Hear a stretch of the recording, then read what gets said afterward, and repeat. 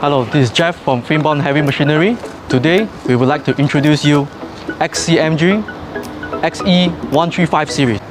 The XE135 series, we use a 600mm track shoe, and the XCMG self-made undercarriage component such as sprocket, track roller, carry roller, and the idler has proven that it's double the service life. Moving forward, on the right side of the machine, we have fully imported hydraulic main pump and is easy accessible, as you can see here, which means the technical can maintain easily. By default, the bucket is 0.52 meter cube, and we are happy to change grapple attachment according to customer needs.